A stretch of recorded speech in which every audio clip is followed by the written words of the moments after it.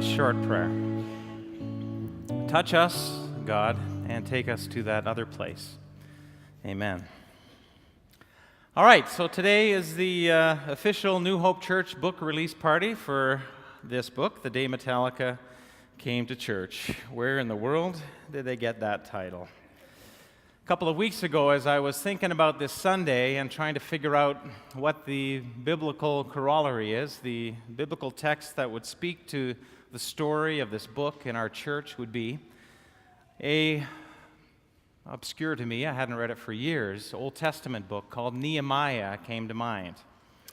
And the story has amazing parallels to the story we're now living out. Nehemiah tells the story of God rebuilding a city that was totally demolished and destroyed by the Persian Empire back in 4th century BCE.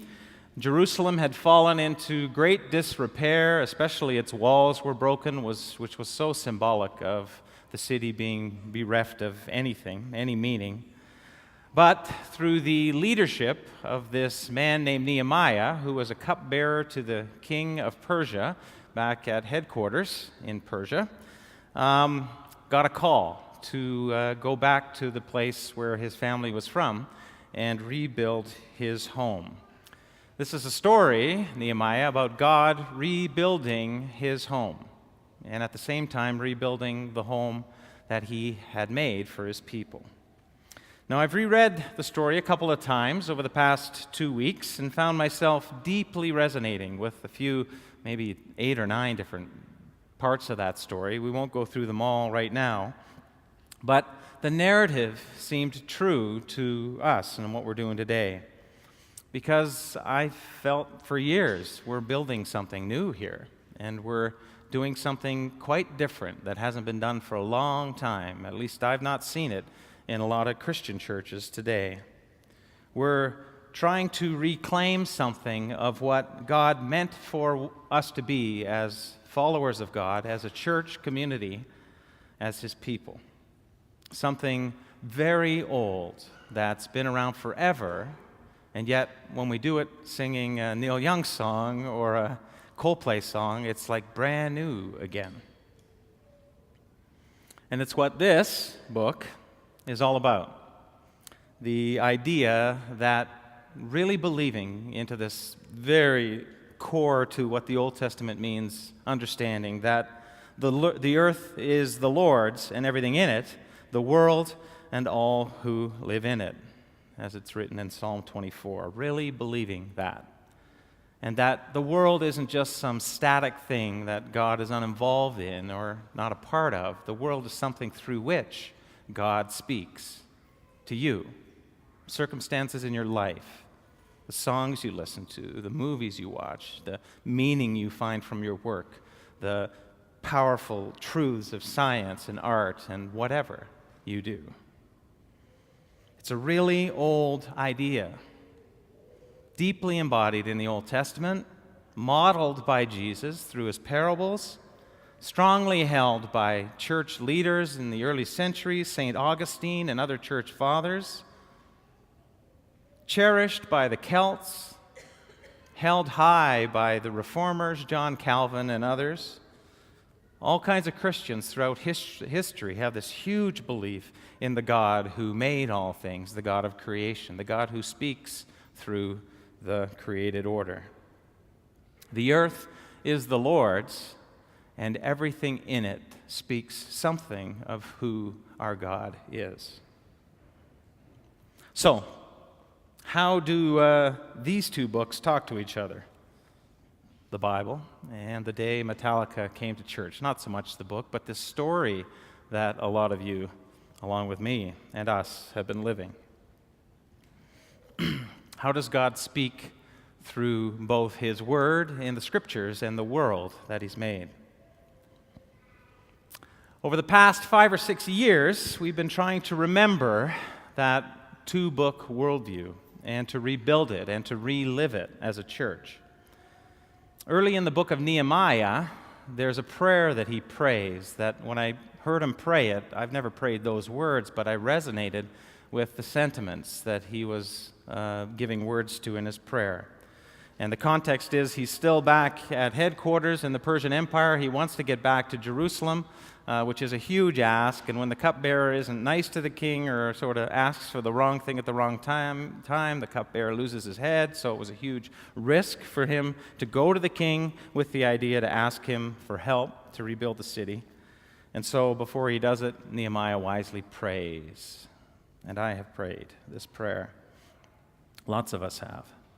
God of heaven, the great and awesome God, loyal to his covenant and faithful to those who love him and obey his commands. Always start a prayer off by reminding God that God is faithful and true and has always been, and remind yourself of that fact. Nehemiah prays, look at me. Look at us.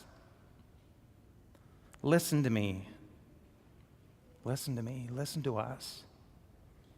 Pay attention to this prayer of your servant that I'm praying day and night in intercession for your servants, the people, confessing the sins of the people, in his case, Israel, in our case, ours. And I'm including myself and my ancestors among those who've sinned against you, God. We've treated you like dirt.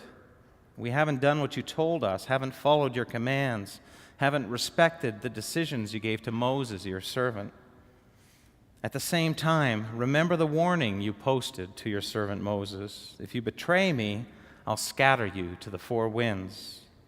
But if you come back to me and do what I tell you, I'll gather up all you scattered people from wherever you've ended up and put them back in the place I chose to mark with my name, my home. Well, there you are, God, your servants, your people whom you so powerfully and impressively redeemed. O Master, listen to me. Listen to your servant's prayer. And yes, to all of your servants who delight in honoring you. He prayed for us, I guess. And make me successful today so that I get what I want from the King. In so many ways, the church and faith communities and you and me, we have forgotten that God made everything. Or we certainly don't live as though that's true. We live sometimes in the worst cases as though faith is a Sunday morning thing, or just a prayer thing, or a singing songs thing, or just a Bible, even just a Bible thing. As though God is somehow limited to those things of our church, of our faith. Instead of God being central to all of life, all the time, everywhere, your entire focus, everything that ever matters, all the time, your whole life, moving through everything in his creation, speaking through all circumstances, all truth belonging to him, we've forgotten that he made us, that he made all of this, that he made everything and everywhere. And even now, biblically, we're told, holds the whole cosmos together. If Christ were to take his hand off everything, everything would fall apart. That's the Christian understanding of reality as we're living it. And our willful, and maybe sometimes apathetically non-willful forgetfulness has left us with scattered lives. Homeless, anxious, can't sleep at night, stressed, depressed, lost, yearning to find our home again. Nehemiah ends up getting the okay from the king, and the sweat on his forehead stopped. And the king not only gave him the okay, he said, here's some cavalry to go with you, and here are letters to give to the master of the king's forests to get wood so that you can build the things that need to be rebuilt. And here are letters to give to the governors of the nations that you're going to have to walk through and that are surrounding this city of Jerusalem that you want to rebuild, saying, I give you my imprimatur. The king gives the imprimatur to build the new thing. And Nehemiah needed it because the people who were around Jerusalem were supremely PO'd that anybody was going to come and try to rebuild that city, and were greatly threatened by it. Although not so much at first, they mostly mocked them for dreaming that they could do something as big as building a city like that. But Nehemiah faced huge enemy opposition, threats, plots, deceptions, terrible comments to his YouTube postings. It was wicked how much Nehemiah had to face. And reading through the narrative, and in between the narrative and behind the narrative, of what kind of character this man was just speaking to me. And it should speak to us as a church about stealth and wisdom and how to do this in a very God-honoring way. He was hugely strategic, did things at night, didn't do things out in the open too much, didn't brag that he had the king's stamp of approval and use a powerful, overbearing, see, we're right, you're wrong kind of approach. He came at it with great humility and quietly did his work, and was very patient and even-tempered, because the jokers who tried to bait and switch him into getting into dangerous positions with politically or with his life, they were unrelenting in terms of how they tried to fool him. And every time he just showed patience and quietness and wisdom and trust in God. And that part, when they were doing the baiting part, I thought that's what we got to do as a church, because I've seen it. I don't know if anybody goes to the fan page for the book, and they advertised it to Metallica fans, so there are more F-bombs on our church's fan page for this book than you can imagine. And those are just from the Metallica fans. You can deal with those. The real angry ones, but not F-bombs, come from the Christians who are furious that we would make such a heretical statement that God might be singing truth through a song like Metallica or all the other stuff we talk in the book. And anyway, some of them get really angry, and you can tell they haven't even read the book, and then they say something really nasty, and everything inside of you wants to just post this wonderfully eloquent, lift yourself up, totally slam them, make them look like an idiot type of thing. Not in me, but in other leaders in this church. I've seen that tendency. And so we have talked about it at a leadership level and with other friends of this community. Don't bite. Don't fight that fight. Be gracious. Try to be understanding. Because a lot of people in the Christian community are really, really ticked off about the ideas, this kind of idea. And this kind of idea is happening here big time, but it's cropping up in other churches, and people are mad that you would treat culture in particular with any kind of honor. We need the same grace and wisdom and stealth that Nehemiah had. We can't afford, like him, we can't afford to succumb to distraction, waste our time with distraction, because there's lots to do to continue building this.